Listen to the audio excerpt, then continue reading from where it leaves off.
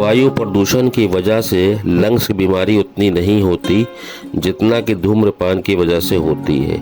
जब इंसान बार बार सिगरेट पीता है तो उसकी जहरीली गैस लंग्स में जाते ही ब्लड सर्कुलेशन में जाने लगती है और शरीर के सभी अंग में फैल जाती है। तंबाकू में निकोटीन के अलावा अन्य कई खतरनाक रसायन पाए जाते हैं जो शरीर को बहुत कमज़ोर बनाने का काम करते हैं। धूम्रपान की वजह से लंग्स बहुत कमज़ोर हो जाते हैं। ऐसे में यदि आप धूम्रपान छोड़ते हैं तो लंग्स को मजबूत बनाने के लिए उसे सही तरीके से साफ करना बहुत ज़रूरी है। अब सवाल यह उठता है कि लंग्स की सफाई कैसे हो और उसमें पहले जैसी मजबूती आ सके, तो उसके लिए आज के वीडियो में कुछ टिप्स दिए जा रहे हैं।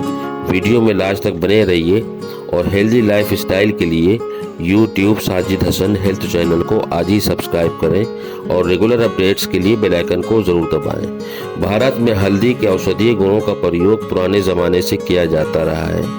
हल्दी जहां एक और खाने का स्वाद और रंग बढ़ा देती है, वहीं इसका उपयोग सौंदर्य वृद्धि और त्वचा की समस्याओं को दूर करने में भी किया जा। प्रोटीन का एक अच्छा स्रोत है। एक प्रकार का विटामिन ए सबसे शक्तिशाली एंटीऑक्सीडेंट में से एक है।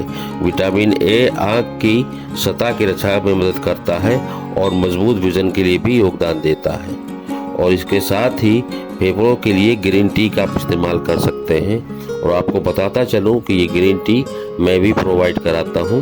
दिए गए नंबर पर संपर्क करके आप मुझसे मंगवा सकते हैं। ग्रीन टी में शक्तिशाली एंटीऑक्सीडेंट हैं जो कार्डियोवैस्कुलर स्वास्थ्य को बढ़ावा देते हैं, विभिन्न कैंसर से बचाने और हमारे फेफड़ों के तरल पदार्थ हटाने में महत्वपूर्ण भूमिका निभाते हैं। ग्रीन टी में मौजूद जड़ी बूटियां हमारे फेफड़ों की लाइनिंग से बलगम को ढीला करने में मदद करती हैं और प्रकृति में एंटी माइक्रोबियल होते हैं।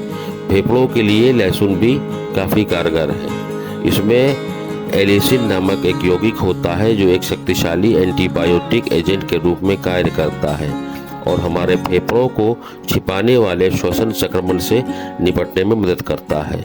यह सूजन को कम करता है, अस्थमा में सुधार करने और फेफड़ों के कैंसर के खतरे को कम करने में भी मदद करता है। बिस्तर पर जाने से पहले फेफड़ों में संक्रमण के कारण बैक्टीरिया से लड़ने के लिए अनानास या क्रैनबेरी के रस का 400 मिलीलीटर पिएं।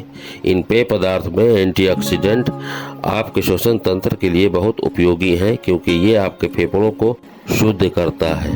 और इस तरह से फेफड़ों के लिए अदरक का सेवन भी काफ़ी फायदेमंद होता है। पुदीना भी आप इस्तेमाल कर सकते हैं। अब गर्मियों का मौसम है और नियमित रूप से योग भी कर सकते हैं।